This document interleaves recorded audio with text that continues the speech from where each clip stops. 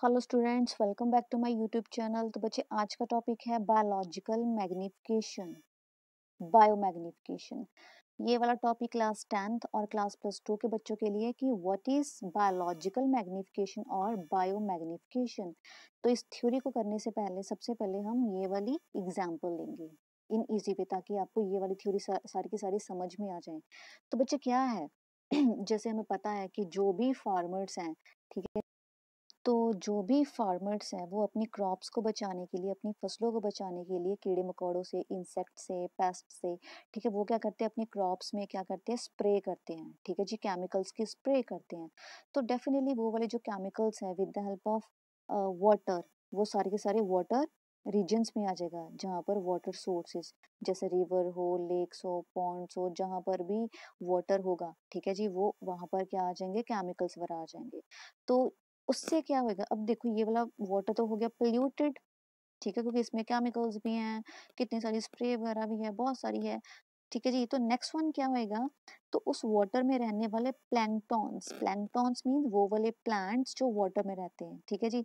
तो उस वाटर में से इसके अंदर भी क्या आ गए, वो वाले केमिकल्स आ गए। तो इस प्लैंकटॉन्स को फर्दर क्या खाती हैं, स्मॉल फिश, इसके अंदर भी जहरीले केमिकल्स आ गए, डेंजरस, ठीक है। तो स्मॉल फिश को कौन खाता है, लार्ज फिश, इसके अंदर भी वो डेंजरस केमिकल्स आ गए, ठीक है थी। उसके बाद क्या है कि लार्ज फिश को कौन खाता है, फ्लैश ईटिंग बर्ड्स, इसके अंदर भी आ गए।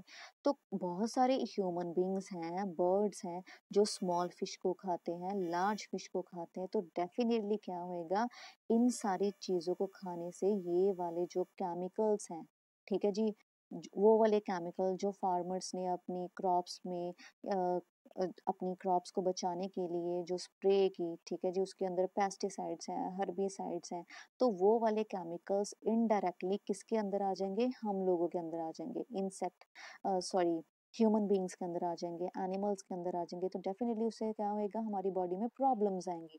सो that is called as biomagnification, ठीक है जी। तो क्या है, it is a increase in the concentration of persistent soluble chemicals with the rise in trophical level।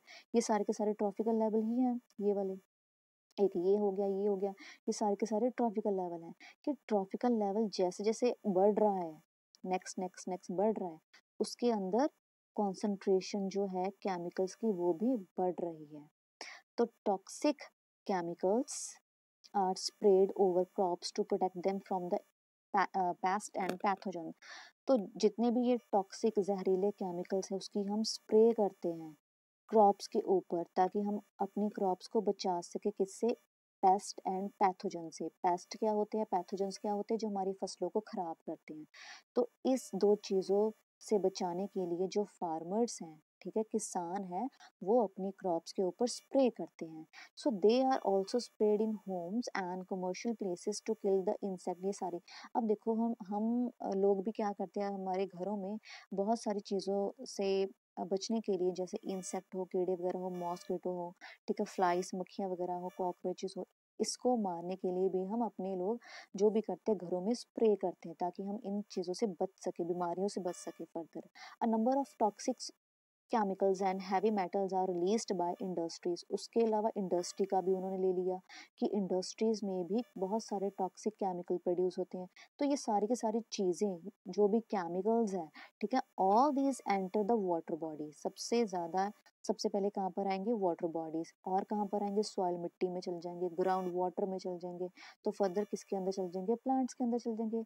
So from the plants persistent chemicals pass into herbivores, ठीक है। Herbivores क्या होते हैं, जो सिर्फ और सिर्फ प्लांट्स को खाते हैं। हर्बीवोर्स से कहाँ चले गए, कार्निवोर।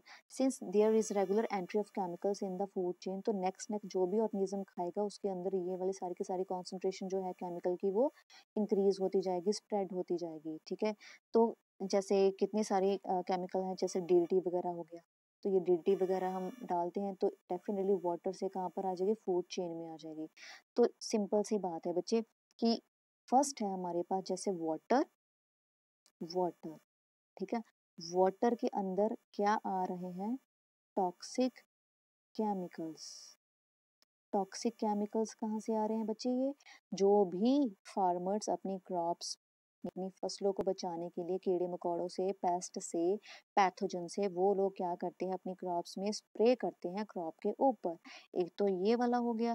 दूसरा आप लिख सकते हो इंडस्ट्रीज में भी टॉक्सिक केमिकल्स बाहर निकलते हैं, या हम लोग अपने घरों में भी मक्खी वगैरह हो गए, मच्छर वगैरह हो गए, मॉस्किटो हो गया, ठीक है, या बोल सकते हैं वी कैन से कॉकरोचेस से बचने के लिए हम अपने घरों में भी स्प्रे करते हैं। तो ये सारे के सारे टॉक्सिक जो केमिकल्स हैं, स्प्रे वगैरह है, जो भी जहरीले बोल सकते हैं केमिकल्स हैं, ये सबसे पहले कहाँ पर आएंगे? वाटर में आएंगे। तो वाटर को कौन लेगा? प्लैंकटॉन्स। तो स्मॉल फिश किसके ऊपर डिपेंड करती है? प्लैंकटॉन के। लार्ज फिश किसके ऊपर डिपेंड करती है? किसको खाती है? स्मॉल फिश को। एंड नेक्स्ट वन है फिश ईटिंग बर्ड्स। तो डेफिनेटली अगर वाटर पोल्यूटेड हो गया, खराब हो गया, इसके अंदर केमिकल्स आ गए, तो अब देखो प्लैंकटन किसको ले रहा है? वाटर को, क्योंकि प्लैंकटॉन्स कौन से? वो वाले छोटे वाले प्लांट जो वाटर में रहते हैं, ठीक है जी। तो डेफिनेटली ये वाले केमिकल्स इसके अंदर आ गए। प्लैंकटॉन से किसके अंदर आ गए? स्मॉल फिश के अंदर। अब लार्ज फिश किसको खा रही है? स्मॉल फिश को। तो स्मॉल फिश से भी इसके अंदर केमिकल्स आ गए लार्ज फिश में। तो ऐसे ही बच्चे जो भी केमिकल्स हैं, जहरीले केमिकल्स, टॉक्सिक केमिकल्स जब स्प्रेड होते हैं, इंक्रीज होते हैं from one tropical level to another tropical, इसका इंक्रीज होना, that is called as biological magnification और magnification. So now this is the end of the topic. Thank you.